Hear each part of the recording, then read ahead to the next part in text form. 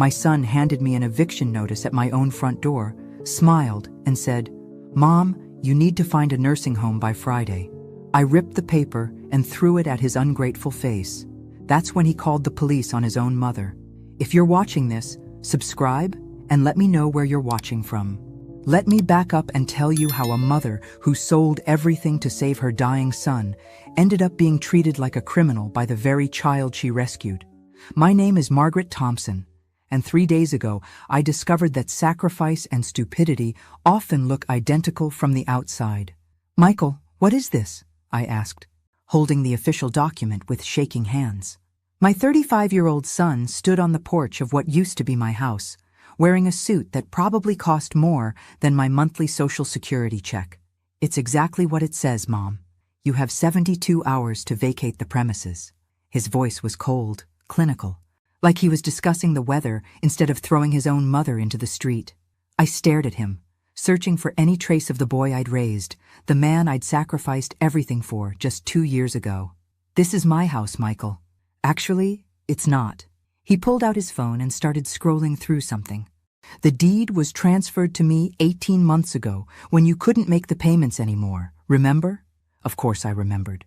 How could I forget selling my childhood home, my car, and emptying my retirement account to pay for his cancer treatment?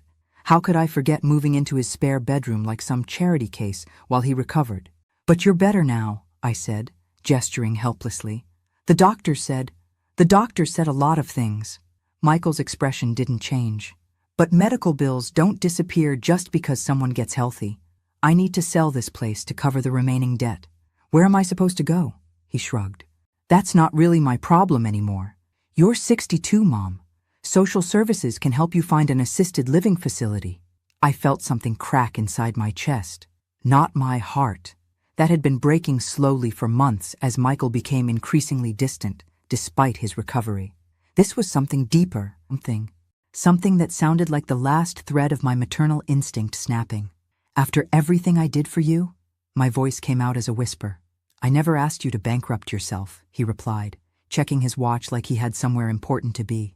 "That was your choice." That's when I threw the paper at him. That's when he pulled out his phone and called 911, telling them his unstable elderly mother was having some kind of breakdown and might be dangerous. 2 hours later, I was standing in the parking lot of the Riverside Motel with a single suitcase and $247 in my checking account, watching my son drive away in his BMW. The same BMW I'd helped him buy 6 months ago, with what I thought was the last of my savings. The room smelled like cigarettes and broken dreams. The carpet had stains that told stories I didn't want to know, and the air conditioning sounded like it was dying a slow, mechanical death. I sat on the edge of the bed and tried to figure out how my life had become this small. Tomorrow I'd have to start looking for somewhere permanent to live. Tomorrow I'd have to swallow my pride and visit social services like Michael suggested. Tomorrow I'd have to accept that the son I'd raised had become someone I didn't recognize. But tonight, I was just angry. Angry at Michael for his cruelty.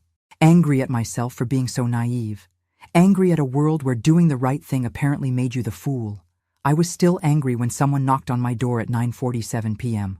Through the peephole, I saw a man in an expensive suit holding a briefcase and looking like he'd rather be anywhere else.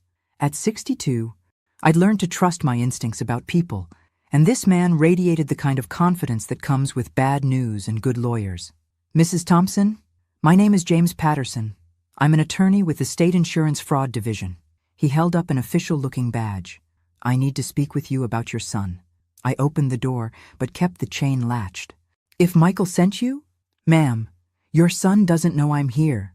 In fact, it's crucial that he doesn't find out about this conversation." Mr. Patterson glanced around the motel corridor like he expected someone to be watching. "May I come in?"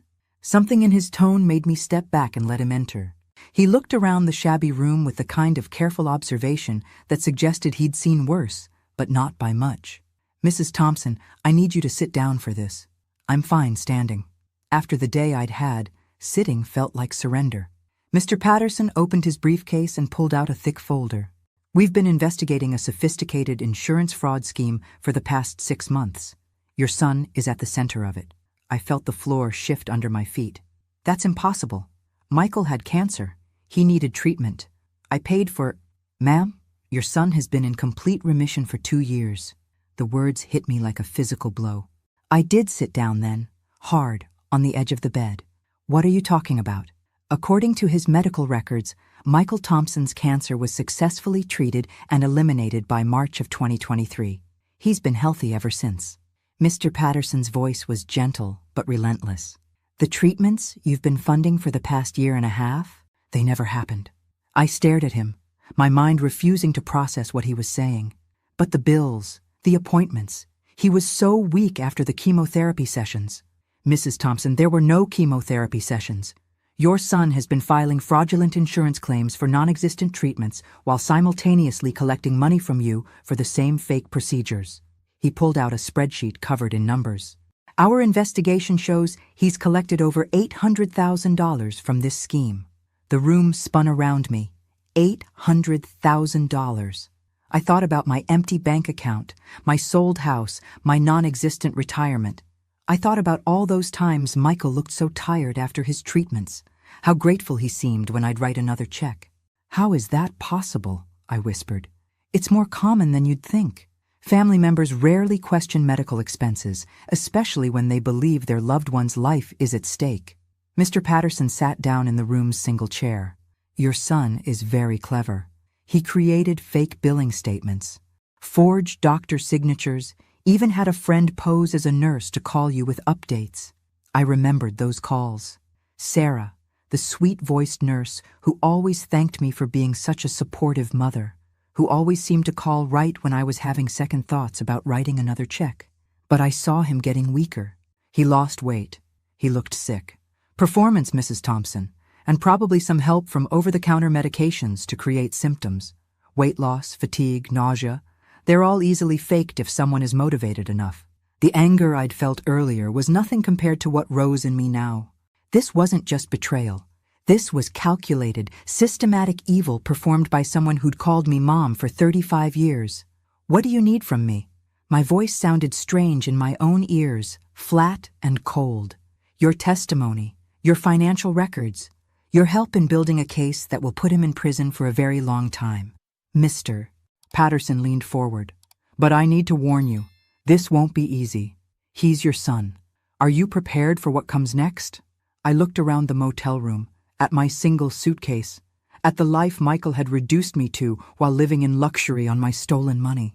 I thought about the house I'd inherited from my parents, sold to save a son who was never in danger. Mr. Patterson, I said quietly, I spent 62 years being a good mother. It's time I learned how to be a dangerous one. 6 months earlier, I'd been living in the house where I was born, making plans for a retirement filled with garden clubs and grandchildren I'd never have. The call that changed everything came on a Tuesday morning while I was watering my tomatoes. Mom, I need you to sit down. Michael's voice had been shaky, uncertain. I just came from the doctor. It's cancer. I remember dropping the phone into the tomato plants and having to fish it out while he waited. What kind? Where? How bad? Aggressive lymphoma, stage 3. The oncologist says I need to start treatment immediately, but his voice broke. Mom, I can't afford this. My insurance will cover some of it, but the experimental treatments, the specialists, I'm looking at hundreds of thousands of dollars. That night, I'd lain awake doing math in my head. My retirement account had $180,000. The house was worth maybe $320,000 if I was lucky. It would be enough. It had to be enough. Now, sitting in Mr. Patterson's law office 3 days after our motel meeting, I watched him spread out documents that told a very different story. Bank statements, medical records, insurance claims, all painting a picture of deception so elaborate it took my breath away. The fake medical bills started here, he said, pointing to a document dated 8 months ago. Notice the letterhead looks authentic, but the address is for a mail forwarding service. Your son was creating these on his computer. I studied the paper. It looked exactly like the dozens of others I'd received and paid without question. How did you catch him? Insurance companies have gotten very sophisticated about fraud detection. When someone files claims for experimental treatments that cost $50,000 a month, they investigate. Mr. Patterson pulled out another folder. Michael got greedy. He was billing for procedures that don't exist, medications that haven't been approved, even claiming treatment at facilities that don't treat his supposed type of cancer. But what about the insurance money? Why wasn't that enough? Because there was no insurance money. Mrs. Thompson. He was filing the claims, but they were all being rejected or flagged for investigation. The only real money coming in was from you. I felt sick. So every dollar I gave him went straight into his personal accounts. He's been living very well while you sacrificed everything. Mr. Patterson showed me bank statements that made my head spin. Designer clothes, expensive dinners, a luxury apartment I'd never seen. Where was he living when I thought he was staying with me? He has a penthouse downtown, been living there for over a year. The spare bedroom story was just another lie to keep you from getting suspicious about his lifestyle. I thought about all those nights I'd worried about him, lying in what I thought was his guest room, listening for signs that he might need help during the night. All those mornings I'd made him breakfast before his fake appointments. Mrs. Thompson, Mr. Patterson said gently, I need to ask you some difficult questions. Did you ever see your son actually receive treatment? Did you go to any appointments with him? He said the chemotherapy made him too sick for visitors, that the clinic had strict policies about family members. I closed my eyes, remembering how reasonable it had all sounded. He said he didn't want me to see him that week. And the physical symptoms you noticed? He looked terrible. Pale, thin, exhausted. His hair started falling out around month 3 of treatment. I paused. Wait, his hair was probably shaved off deliberately. The rest could be achieved with makeup, diet pills, and acting. Mr. Patterson's expression was grim. Your son put on a performance that lasted 18 months. That takes planning and commitment. The rage building inside me was unlike anything I'd ever felt. This wasn't just theft. This was psychological torture performed by someone who was supposed to love me. What happens now? We're prepared to offer your son a deal. Full restitution to you plus prison time. But we need your complete cooperation. Mr. Patterson leaned back in his chair. Are you prepared to testify against your own son? I thought about the house I'd sold to save a life that was never in danger. I thought about the retirement I'd sacrificed for treatments that never happened. I thought about lying awake nights, terrified that my child might die while he was living in luxury on my stolen money. Mr. Patterson, I said, standing up and smoothing my skirt, I'm not testifying against my son. I'm testifying for justice, and I want every penny back, plus interest. The confrontation happened at Michael's penthouse, which I'd never seen despite supposedly living with him for over a year. Mr. Patterson had arranged for me to wear a wire, though he warned me that anything Michael said could be used against him in court. I don't care about his legal troubles, I'd told the attorney. I care about looking him in the eye when he realizes I know the truth. The building was exactly the kind of place I'd dreamed of living in retirement. Glass and steel reaching toward the sky, with a doorman who looked like he'd been hired from Central Casting. The elevator to the 23rd floor was probably worth more than my car had been. Michael answered the door in silk pajamas and a cashmere robe. At 10 a.m. on a Thursday. He looked healthy, rested, and completely shocked to see me. Mom? How did you find out where I live? Funny thing about lies, sweetheart. They have a way of unraveling. I pushed past him into the apartment, and my breath caught. Floor-to-ceiling windows overlooked the river. The furniture looked like it belonged in a magazine. Art hung on the walls that probably cost more than I'd made in a year. This is nice, I said, running my finger along a marble countertop that stretched the length of the kitchen. Must have cost a fortune to furnish. Mom, I can explain. Can you? Can you explain how someone undergoing chemotherapy affords a place like this? I turned to face him, and for the first time in 18 months, I saw fear in his eyes. Can you explain how someone dying of cancer has the energy to maintain a penthouse apartment? Michael's face went through several expressions before settling on defensive anger. I don't know what you're implying, but I'm not implying anything, Michael. I'm stating facts. I pulled out my phone and showed him a photo Mr. Patterson had given me. Michael at an expensive restaurant just last week, laughing with friends, looking like the picture of health. This was taken during your supposed chemotherapy week. He stared at the photo, and I watched his mind work, calculating whether he could talk his way out of this. Mom, I can explain everything. Sometimes I have good days and... Stop. My voice was sharper than I'd ever used with him before. Just stop lying to me. I know about the fake medical bills. I know about the insurance fraud. I know you've been healthy for 2 years. The color drained from his face, from his... Who told you that? Does it matter? What matters is that you stole my entire life savings to fund this. I gestured around the apartment. You stole my house, my retirement, my future, all while pretending to be dying. Michael sank onto his leather sofa, the one that probably cost more than I'd had in my checking account when he kicked me out. You don't understand. I was going to pay you back. With what money?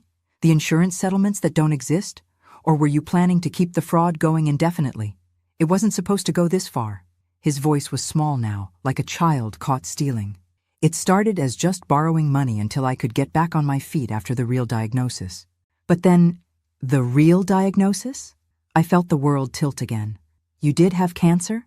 A small tumor, caught early, removed completely 2 years ago. He couldn't meet my eyes.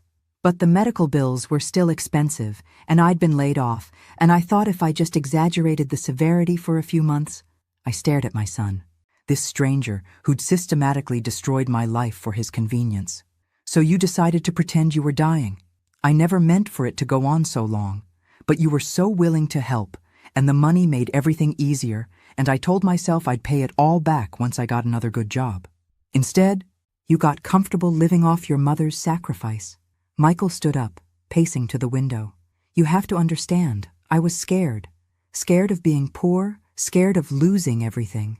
When you offered to help, it felt like a lifeline. I offered to help my dying son. You took advantage of a mother's love to fund a lifestyle you hadn't earned.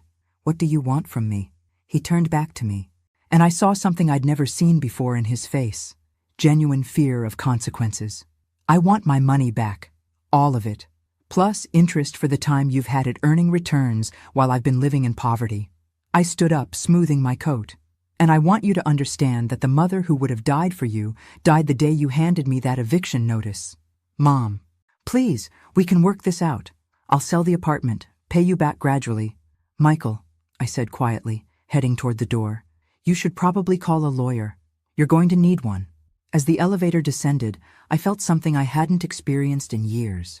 The satisfaction of standing up for myself. It was intoxicating. The legal proceedings moved faster than I'd expected. Within a week of my confrontation with Michael, Mr. Patterson had assembled a case that seemed airtight. Bank records, forged documents, insurance claims for non-existent treatments. It painted a picture of systematic fraud that even the most creative defense attorney would struggle to explain away.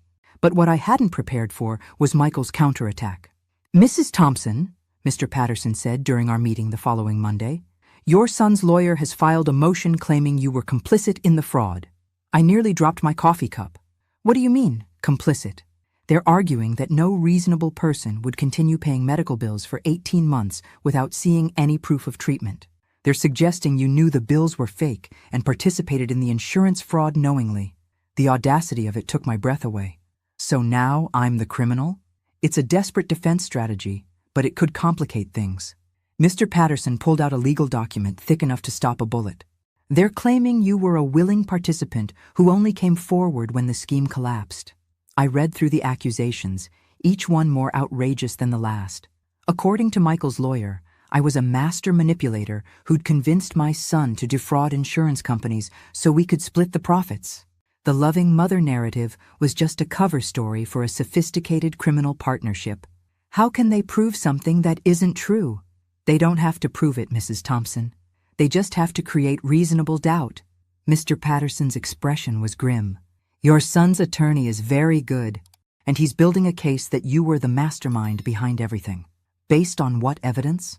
The fact that you never asked to see medical records directly, that you never accompanied him to treatments, that you sold your house and liquidated your retirement without requiring documentation of the medical expenses. He paused. From the outside, it could look like deliberate ignorance. I felt the walls closing in. So my trust in my son is now evidence of my criminal intent? I'm afraid that's exactly what they're arguing. The unfairness of it made me dizzy. I'd sacrificed everything out of love, and now that love was being twisted into evidence of criminal conspiracy. What do? We fight back. We'd document every conversation, every payment, every moment of genuine maternal concern. Mr. Patterson opened another file. But there's something else you need to know. Your son has agreed to testify against you in exchange for a reduced sentence. The betrayal cut deeper than anything that had come before. Michael wasn't just stealing my money anymore. He was trying to send me to prison to save himself. He would do that? Apparently, his attorney has convinced him that painting you as the mastermind is his best chance at avoiding serious jail time. Mr. Patterson leaned forward. Mrs. Thompson, I need you to understand what we're facing. If a jury believes their story, you could be looking at federal fraud charges carrying a potential sentence of 10 to 15 years. 15 years. At 62, that would be the rest of my functional life. I'd go into prison an elderly woman and come out broken, if I came out at all. What does Michael get out of this deal? Probation and community service, plus restitution payments. Mr. Patterson's voice was carefully neutral. He'd keep his freedom while you pay for both of your supposed crimes. I sat in stunned silence, trying to process the magnitude of my son's final betrayal. It wasn't enough that he'd stolen my money and my home. Now he wanted to steal my freedom and leave me to rot in prison for crimes he'd committed. Mr. Patterson, I said finally, I need you to do something for me. What do you need? I need you to dig deeper into Michael's life, his finances, his relationships, his activities during the time he was supposedly dying. I stood up, feeling a familiar anger crystallizing into something sharper and more focused. If my son wants to play hardball, he's about to learn that his mother didn't raise a victim. What are you thinking? I'm thinking that someone who could orchestrate an 18-month fraud scheme probably wasn't limiting his criminal activities to stealing from his mother. I gathered my purse and coat. Find me everything, Mr. Patterson. Every financial irregularity, every suspicious relationship, every questionable decision Michael made during his fake illness. That could take weeks. Then we better get started. I paused at the door. Because if Michael thinks he can destroy my life and walk away free, he's about to discover just how wrong he can be. The breakthrough came from an unexpected source. Michael's ex-girlfriend, Sarah, who turned out to be a real person after all. Not a fake nurse, but a woman who dated my son during his supposed cancer treatment and had grown suspicious of his behavior. She called our office yesterday, Mr. Patterson explained during our emergency meeting. Apparently, she saw the news coverage of the fraud charges and realized she'd been dating a pathological liar for over a year. Sarah Martinez was 28, worked as an actual nurse at City General Hospital, and had been seeing Michael for 14 months, right in the middle of his fake cancer timeline. She sat across from us in Mr. Patterson's office, nervous but determined. I should have called sooner, she said, twisting her hands in her lap. But Michael made me promise never to tell anyone about our relationship. He said his mother was overprotective and wouldn't understand him dating while he was sick. I felt like I'd been punched in the stomach. You knew he was supposedly sick? That's just it. He told me he was in remission. He said he'd beaten cancer, but still had to do maintenance treatments to make sure it didn't come back. Sarah's voice grew stronger as she talked. But there were so many things that didn't add up. Like what? Mr. Patterson had his notepad ready. He claimed to have chemotherapy appointments, but his hair never changed. His energy levels were fine. He never seemed sick after treatments. Sarah looked directly at me. Mrs. Thompson, healthy people don't act the way Michael acted around you versus how he acted around me.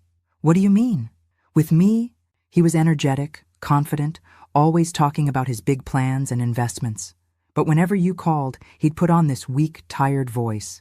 Sometimes he'd even lie down on the couch and mess up his hair before answering the phone. The image of my son deliberately staging his illness for my benefit made me feel sick. You saw him do this? Multiple times. I even asked him about it once, and he laughed it off, saying he didn't want to worry you by seeming too healthy too fast. Sarah pulled a manila envelope from her purse. But there's more. Michael didn't just lie about his health. He lied about his finances, too. She spread out bank statements and credit card bills that painted a picture of reckless spending far beyond what I'd been giving him. Designer clothes, expensive vacations, a Rolex that cost more than my car. Where was he getting this kind of money? Mr. Patterson asked. That's what I want to know. His supposed medical bills from you were around $4,000 a month, but he was spending twice that on luxuries. Sarah pointed to a credit card statement showing a $8,000 charge at a jewelry store. This was the week he told you he was too sick from chemotherapy to visit. I studied the dates, cross-referencing them with my own records of payments I'd made. Every time I'd written a check to help with his treatment, he'd gone on a shopping spree. Sarah, I said carefully, did Michael ever mention other sources of income? He was vague about it, said he had some investments, some side businesses, but she hesitated, looking between Mr. Patterson and me. I think he might have been running other scams. What kind of scams? He had a lot of older friends, people he'd met through some volunteer group. He was always talking about how grateful they were for his help, how they insisted on giving him money even though he tried to refuse. Sarah's expression was troubled. At the time, I thought it was sweet. Now I wonder if he was running the same con on multiple people. Mr. Patterson and I exchanged glances.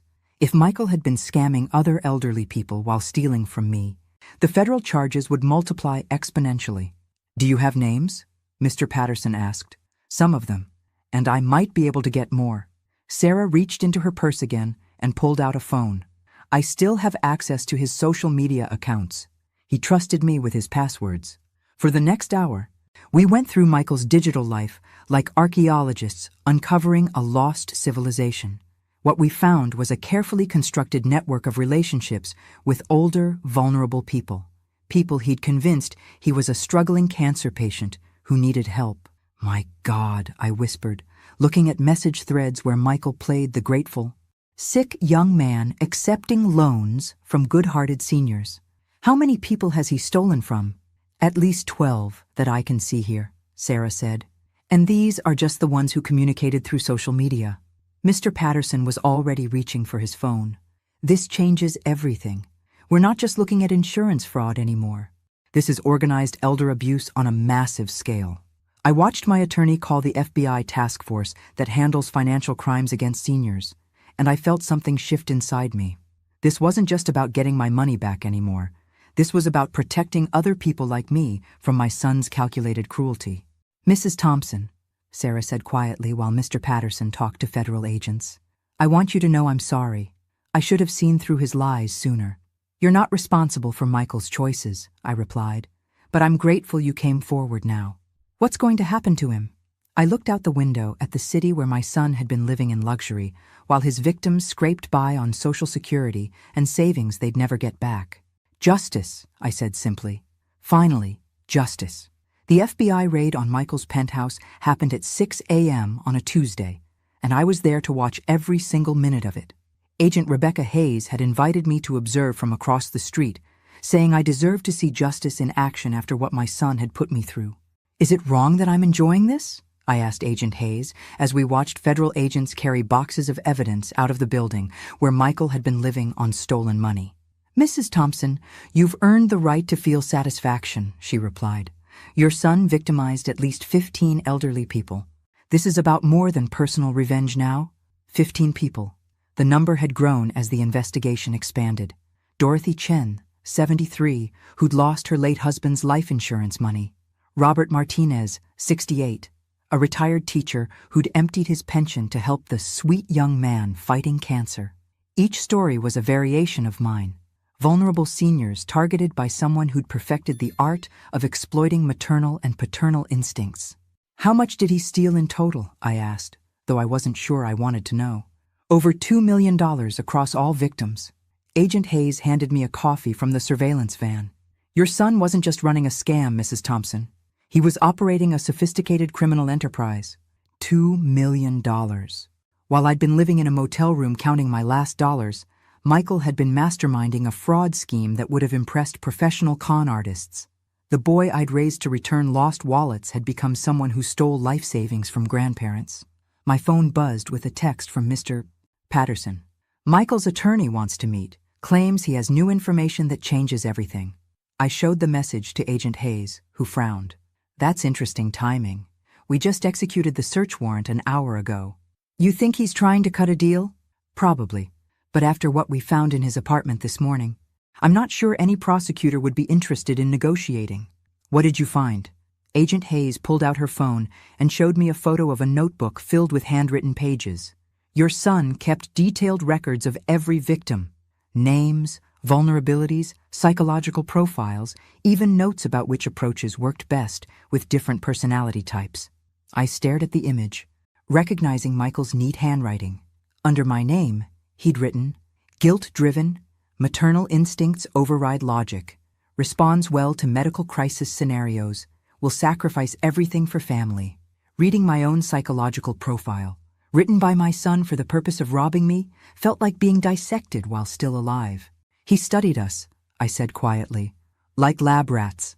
"Mrs. Thompson, your son is a sociopath. This level of manipulation and planning isn't normal criminal behavior. It's pathological." Agent Hayes put her phone away. "The good news is that this notebook essentially confesses to everything. He can't claim ignorance or accident when he documented his criminal intent in detail. What happens now? We finish processing the evidence, then present everything to the grand jury. With what we have, your son is looking at federal charges for wire fraud, mail fraud, elder abuse, and money laundering." She paused. "We're talking about 25 to 30 years in federal prison." 25 to 30 years. Michael would be in his 60s when he got out. Assuming he lived that long. Part of me felt sad about that. The part that remembered teaching him to ride a bike and helping with homework. But that part was getting smaller every day. "Agent Hayes," I said, watching the last of the evidence boxes being loaded into government vehicles, "I need to ask you something." "Of course. When this goes to trial, Michael's going to try to paint me as a willing participant again. His lawyer will say I was too smart not to know what was happening." I turned to face her. "Do you believe I was involved?" Agent Hayes studied me for a long moment. "Mrs. Thompson, I've been investigating financial crimes for 12 years. I've seen real criminal conspiracies between family members, and I've seen victims who were manipulated by people they trusted." She pointed toward the building where Michael lived. "What happened to you wasn't complicity. It was abuse." "How can you be sure?" "Because real criminals don't liquidate their own retirement accounts to fund schemes they're profiting from. Real criminals don't end up homeless and broke while their accomplices live in luxury." Agent Hayes smiled grimly. "Your son's notebook actually helps your case. He wrote about manipulating your emotions and exploiting your trust. Those aren't the notes of someone working with a willing partner." For the first time in months, I felt like someone in authority actually understood what had happened to me. I wasn't a criminal or a fool. I was a victim of someone who'd weaponized my love against me. "Mrs. Thompson," Agent Hayes said as we prepared to leave, "there's something else you should know. Several of the other victims want to meet you." "Meet me? Why?" "Because you're the reason we caught him. Your cooperation broke this case open." She handed me a business card. "There's a support group forming for victims of family financial abuse. Dorothy Chen is organizing it. She specifically asked if you'd be interested in attending." I looked at the card, thinking about all those other people who'd trusted their maternal instincts and paid the price. "Yes," I said, "I'd like that very much." As we drove away from Michael's building, I realized something had changed in me during those hours of watching federal agents dismantle my son's criminal empire. I wasn't just angry anymore. I was determined to see justice done, determined to help other victims, and determined to rebuild a life that no one could steal from me again. Michael had taught me that trust could be weaponized. Now I was going to learn how to weaponize justice. Michael's lawyer, David Brennan, looked like he'd rather be defending anyone else on earth when we met in the federal courthouse conference room. His client's case had gone from a manageable fraud charge to a federal racketeering investigation, and the stress was showing. "Mrs. Thompson," he began, "my client would like to apologize for the pain he's caused you." "Your client would like to avoid 30 years in federal prison," I replied. "Let's not pretend this is about remorse." Mr. Brennan shifted uncomfortably. "Michael has authorized me to offer full restitution to all victims, plus a formal apology and cooperation with ongoing investigations." "In exchange for what?" Agent Hayes asked. "A plea agreement that reduces his sentence to 5 years, with possibility of parole in 3. Brennan pulled out a document thick enough to choke a horse. "He's prepared to plead guilty to all charges and provide information about other individuals who may be running similar schemes." I almost laughed. "Other individuals?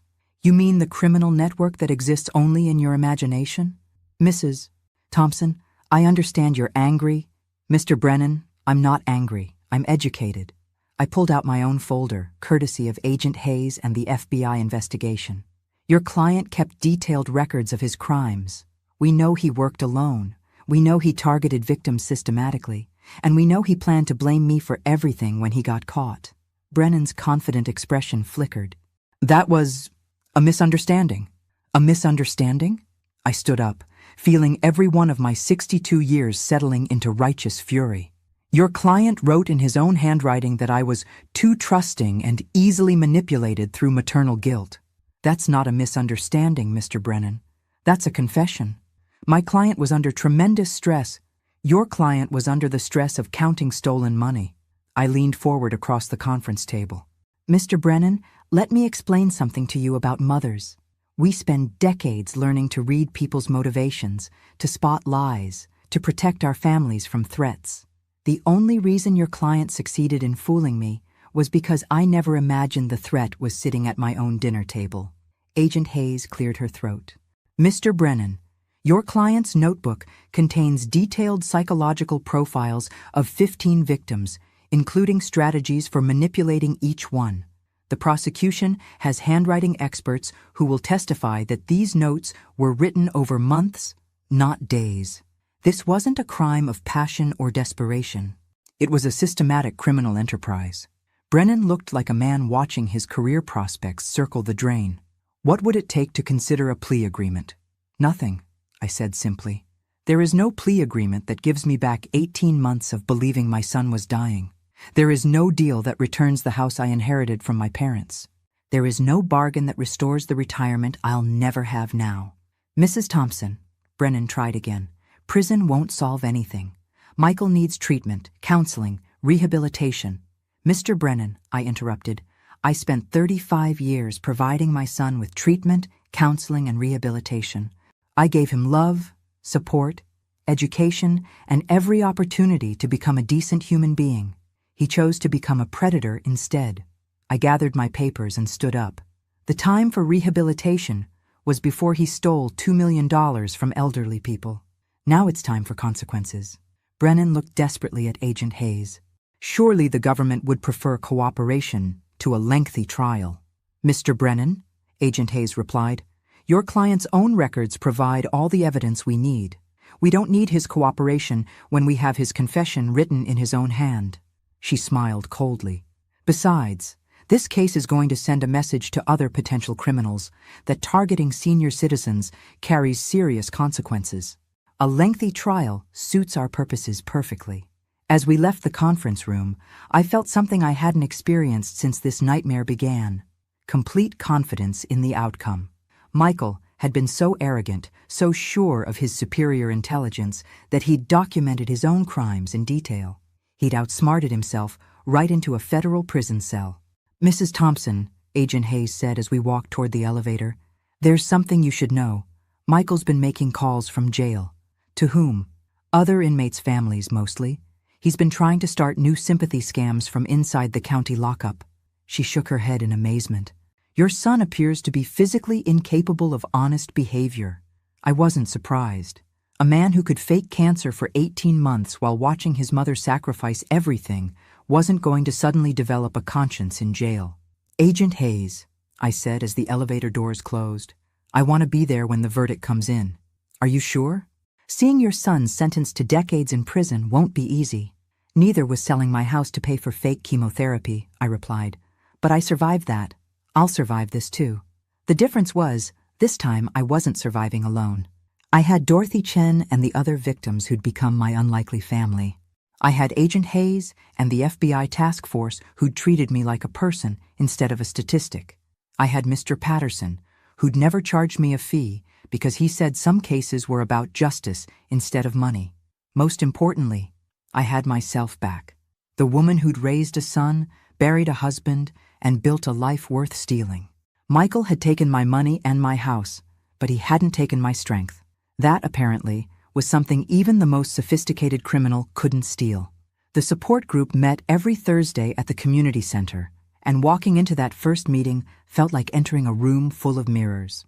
15 faces, all showing variations of the same expression I'd been wearing for months, the look of people who'd discovered that trust could be a fatal flaw. Dorothy Chen, the woman who'd lost her husband's life insurance money to Michael's fake cancer story, had become our unofficial leader. At 73, she had the kind of sharp intelligence that made you wonder how anyone could have fooled her, until you remembered that intelligence meant nothing when someone weaponized your own compassion against you. "Margaret," she said, standing up to hug me like we were old friends instead of strangers, bonded by mutual betrayal. "I'm so glad you came. Thank you for organizing this," I replied, looking around at the circle of chairs arranged in the church basement. "How many of us are there now?" 17 confirmed victims, but the FBI thinks there might be more. Dorothy's voice carried the same mixture of anger and sadness I heard in my own. "Your son was very thorough in his research." As each person shared their story, I heard echoes of my own experience. Robert Martinez had met Michael at a senior center where my son had volunteered, supposedly to give back to the community while battling cancer. Eleanor Walsh had encountered him at a grocery store, where he'd collapsed dramatically and she'd driven him home, only to be drawn into months of helping with medical expenses. "The thing that bothers me most," said Frank O'Brien, a retired postal worker who'd lost $80,000, "is how well he knew us. Not just our names or our finances, but our personalities. What would make us want to help? He studied us," I said, thinking about the notebook Agent Hayes had shown me. "He actually wrote down our psychological profiles." "What did yours say?" asked Eleanor. I closed my eyes, remembering the clinical language Michael had used to dissect my maternal instincts. "Guilt-driven, responds well to medical crisis scenarios, will sacrifice everything for family." The room fell silent. Finally, Dorothy spoke. "Mine said, recent widow, strong caretaker instincts, feels guilty about husband's death, needs to feel useful."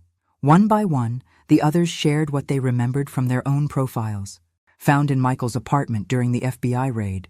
Each description was brutally accurate, reducing complex human beings to a list of exploitable weaknesses. "How did he know us so well?" Frank asked. "Because he spent months studying us before he made his move," I replied. "Agent Hayes told me he'd visit the same places repeatedly, watching people, listening to conversations, learning our routines and our vulnerabilities." "So we were marked," Eleanor said quietly, "like animals being hunted." "Yes," Dorothy said firmly, "but we survived, and now he's the one who's trapped." She was right. While we sat in a church basement rebuilding our lives and our trust in humanity, Michael was in a federal holding cell awaiting trial. The hunter had become the hunted. "There's something else," Dorothy continued. "The prosecutor's office called me this morning. They want some of us to testify at Michael's sentencing hearing." "To say what?" Robert asked. "To tell the judge how his crimes affected our lives. To put human faces on the financial damage." Dorothy looked directly at me. "Margaret, they specifically requested that you speak." I'd been dreading this moment since the investigation began. Standing up in court and describing my humiliation to a room full of strangers felt like being victimized all over again. "I don't know if I can," I admitted. "You don't have to," Dorothy said gently. "But think about this. Your testimony could ensure that Michael gets the maximum sentence. It could prevent him from hurting other people. And," Frank added, "it gives you a chance to tell him exactly what you think of his choices." That night, I sat in my small apartment, the place I'd found after leaving the motel, modest but mine, and wrote down everything I wanted to say to my son. The letter grew to 12 pages before I was finished, filled with 35 years of love that had been repaid with calculated cruelty.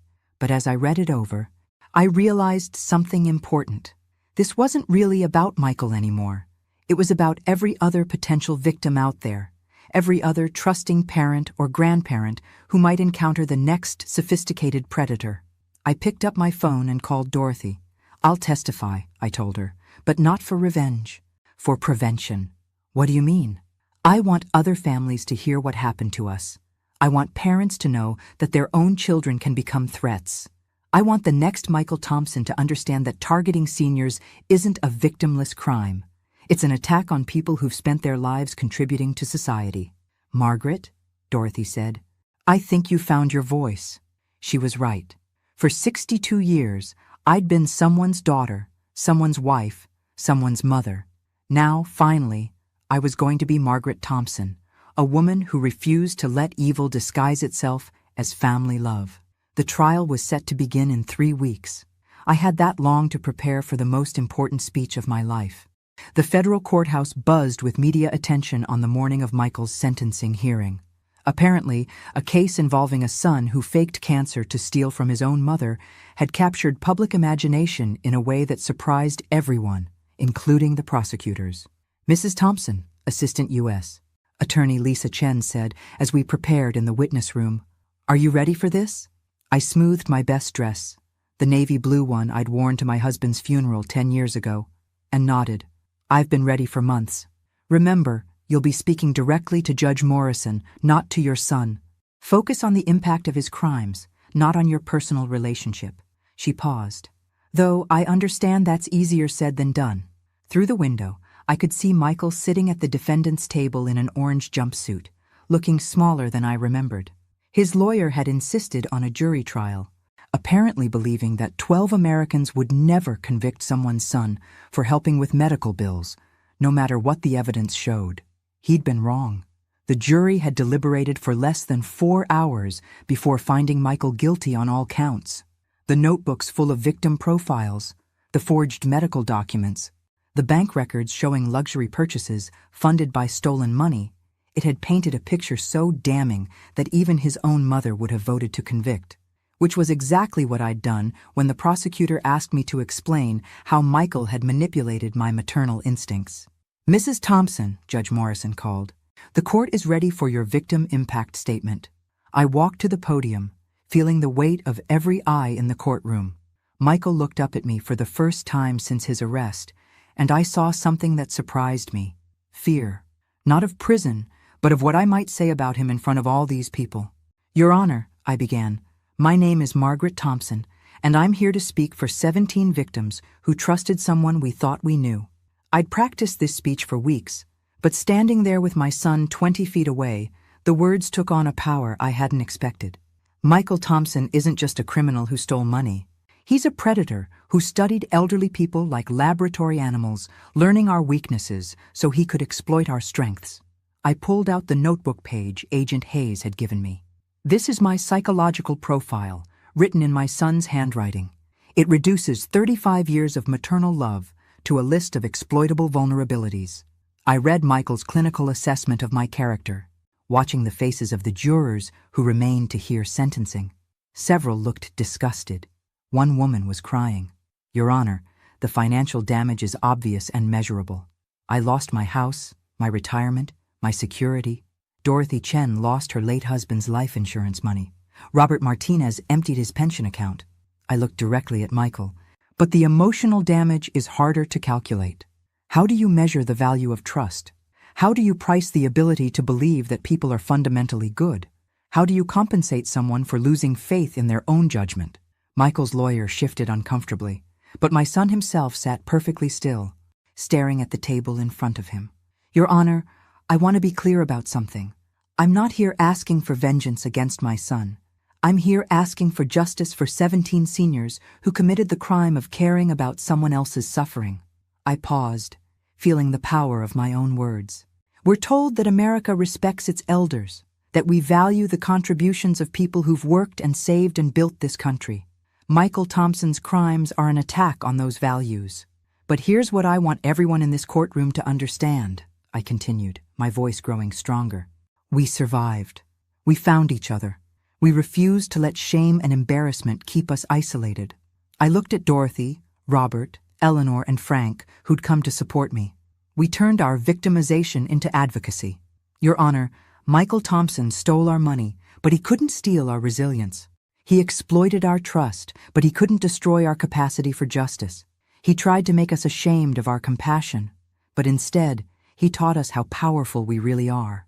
I turned back to my son, meeting his eyes for what I knew would be the last time. Michael, you taught me something I never wanted to learn. That evil can wear a familiar face, speak with a beloved voice, and destroy lives while smiling at Sunday dinner. My voice was steady, controlled. But you also taught me that I'm stronger than I ever imagined, that survival is possible, that justice, even delayed, is still justice. Your Honor, I said, turning back to Judge Morrison, I ask you to sentence Michael Thompson not just for what he did to us, but for what he represents: the betrayal of trust, the exploitation of love, and the predatory targeting of vulnerable people who deserved protection, not predation. As I walked back to my seat, I felt something I hadn't experienced in months: complete peace. I'd said everything that needed to be said. The rest was up to justice. Judge Morrison sentenced Michael to 28 years in federal prison without possibility of parole. As the bailiffs led him away, he turned back once, looking for me in the gallery. I was looking right back at him, and for the first time in this entire ordeal, I wasn't the one who looked away first. 6 months after Michael's sentencing, I stood in the kitchen of my new house. Not a mansion, but a real home with 2 bedrooms and a garden where I could grow tomatoes again, reading a letter that had arrived that morning. Dear Mrs. Thompson, it began, written in handwriting I barely recognized as my son's. I know I have no right to contact you, and I know you probably won't believe anything I say, but I need to try to explain what happened, even if you never forgive me. I almost threw the letter away. Almost. But something made me keep reading. I didn't start out planning to hurt you. I know that sounds impossible to believe now, but it's true.